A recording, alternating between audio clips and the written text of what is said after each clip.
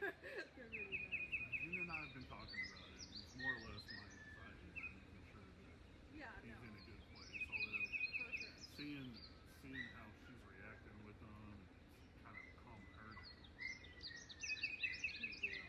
Good girl. We are getting like a lot of hearings that we're probably pretty soon. Also, I think Brody, like he went to an adoption trial. I think we might be looking at the dog. Okay.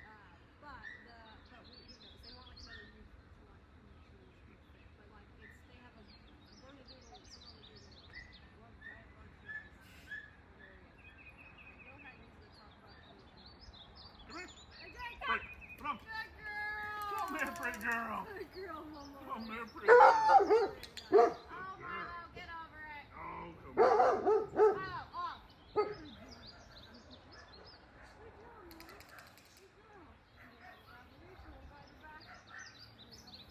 I also think too, like, hey, Milo, go take a chill pill. Milo, go to place. Go to place. Milo. Place. Milo, go to place. Good girl.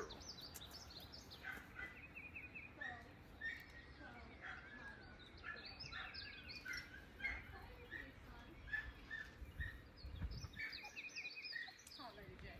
At least you know I got one. He's nippy. He's got the big nip. Stay. Stay. Button if you need to. Stay.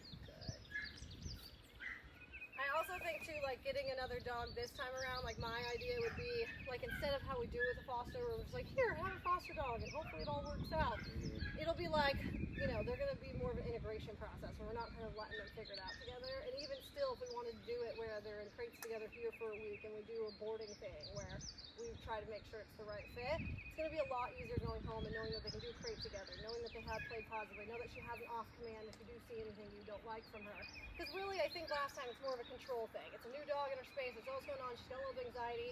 If she wants to control something and be a dick, she knows she can. And I don't think it's really much more, like she's not necessarily aggressive or anything, and she does like other dogs. It's just more of like she just wanted her shit in that moment. and for her, she just wants to control shit. And we'll be able to control her now when she feels like that. Well, the other thing we have to worry about too is the cat. Oh yes, yeah. The cat gets along with friendly, yeah. The cat gets along with the dog. Yeah. I mean, they get along fine. The cat's finally coming around to start playing a little bit more with her. Probably like a younger dog, but not too young would be good, so that way it can get like used to the cat. Well, and the cat's also a maintained. Oh yeah, that's nice. But that'll be the dog's her previous owner too. clawed her though. Oh, So that's she's got no sad. claws. That's a bummer. I always hate that. And if you do see any whining or anything you don't like you can be picky with it and tap. I try to be like forgiving with her and I'll let her have a minute, but if she stays like that for a good couple minutes, I will tap her and then she usually will be like, oh, okay, and she'll try to lay down. It is kind of just like a reminder of like, no, you're not supposed to be in that anxious state. I'm going to get them out in a few minutes, Mom. Just don't be outside by the chicken coop when I'm doing that. Mom, do you hear me? Nope. Milo goes straight to the car, but he's a dick, even if he's muzzling on sometimes. Nope. Good.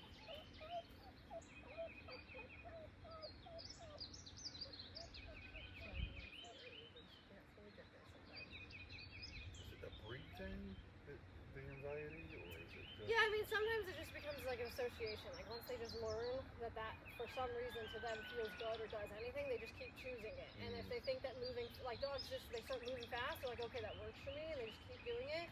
It's kind of very similar to when people have anxiety where for some reason we think we're protecting ourselves. We think a tiger's chasing us, whatever, and we like need to go in full whatever mode, but it's actually nothing is really happening and we're just making a big deal of it. And like, that is, like, working with dogs with anxiety has helped mine a little bit because I can just go, okay, well, you're stuck in your headspace, I need to get out of mine to be able to get you out of yours, and then that's usually where I start going, okay, what is it that works for me? Do I need to run my hands underwater? Like, whatever it is that I need to do to, like, take myself out of that moment. And then usually you do notice your dog start coming down. But the main reason we do place, and then like the main reason I'm keeping her in a crate until she's fully calm is to build that new association that being relaxed gets you out of here. And it has just, that's why like having her for this much time has just been so beneficial because it just does take time. It's like going to the gym, you know, building a muscle it's going to take more time, and you're going to be able to add weight on incrementally, but you're not going to go to the gym and weight lift your first day. Like, I'm definitely going to die. So, like, I'm going to have to definitely, like, incrementally get there. So it's the same thing for her. Like, even when you guys go home today, her association at home is being anxious. So you're going to have to really make her wait in her crate and really be willing to use that bottom button on the e-collar with anything you don't like. And if she is having a moment, sometimes you might just have to walk away from it, take 5 minutes and come back to it. Just because you're so frustrated or you're so anxious or whatever that she is feeling that. And so now, instead of just being like, okay, I'm anxious, you're anxious, and we're just going to sit here till we figure it out, leave her in the crate, walk away, go do whatever. If you have to go smoke a joint, walk around the block, go lift some weights real quick and come back to her, she's not going to die. You know what I mean? And then you can come back and take a deep breath and try to redo it. And even if she's still having anxious, you can at least sit there now and I like to pull up TikTok. That's my favorite thing to do. I'll sit there, especially the first week or two, because she was not settling in the crate to come out. I just sit there with TikTok and I'm like, I'll scroll until you're done, you know? And then I just have the door open every time the time come out. I'm like, nope, nope. Nope. And then the second they relax, I'm like, yep, let's go. But there is something about, I just have to take myself out of like the moment that I'm in for my own anxiety. So like, if you have to go through emails, if you have to TikTok it for a while, but like, even if she's on place and you're like, she's not relaxing, you've tapped her a few times and then you're still waiting, you might just have to take yourself out of the moment for a minute and be like, okay, well, I'll be on my phone while you figure it the fuck out, Lady J. And then when she does calm down, even like that's calm. And I know she's fully getting there, so we'll wait. But like her just sniffing the place bed. Good girl. Good job. Break.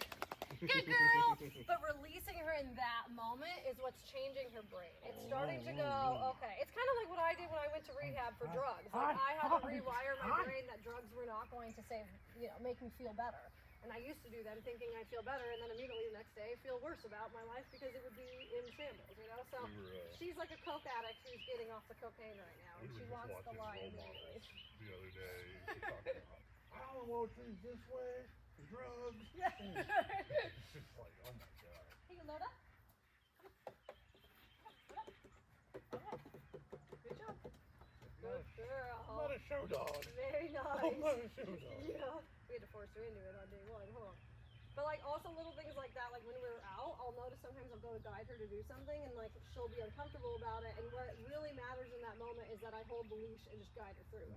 And so there's some times where if she is feeling anxious or not wanting to do something, like if you go to Lowe's or Home Depot, it is really good for her to just go out in those moments. You can practice your leash work with her, you can practice her weight, you can practice, like I like to put them on the carts that jiggle, make them do plays on there, fucking shit, you know, but then once they relax, they get to come off. So like all those things will be really good confidence builders for her. And I definitely think that. And then also say we go off. Off. Good job, Mama. It's very nice. I love to practice our off command in ways like that. So if you have any, it doesn't have to be a bench, but anything she can jump up on and jump out of. It's also going to be the same thing because it's for the car. So it's, all right, hold up. Good girl. And so you're going to use that for whenever she's getting in the car. Good job, Mama. Yes, it's a good girl. Yes, that's very good girl. Also, when we're out too, like I'll notice she's generally taking treats, but like what we heard the sound come on, and it was like this very sound, and then she was just not taking treats after that. There was something that she just got into that anxious mode, and I think it just kind of reminded her of like, oh, this association with being anxious. So that's why I think like changing the white noise machine, I kind of want her to just have I want her to have a new association, and with this music, it's been a lot more positive for her. And I also think like you can find a playlist that's just something you like also. It doesn't have to be, any, crazy type of music that you're not enjoying, but like there's so many different types of classical, down-tempo, lo-fi, whatever, coffee shop type music that totally works for them a lot better than kind of the white noise machine does. It does cover up sound, but like that, I don't think that's what she needs as much as she needs like the calming signals that kind of comes from the music essentially. And there's also like in that music very loud, soft like booms and whatever, so when you're hearing like, we've had multiple storms that she's not heard even happen because she's just listening to music in there all day, and so she has no idea that there's anything happening outside. Ah! The biggest times we see her get reactive is because our routine typically, like for instance tomorrow, I'll wake up, Gina will leave the house around 8 o'clock.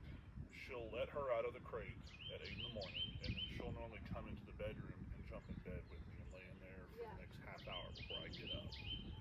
And she's usually good with that. She'll jump in the bed, she'll lay there, I'll wake up, roll over, and she's there, and we're good to go. But she'll lay in bed with me for a little while, and then I'll start the day. Always, we'll let her outside, let her do her business and everything. She'll come back inside, start the day in the office. She's usually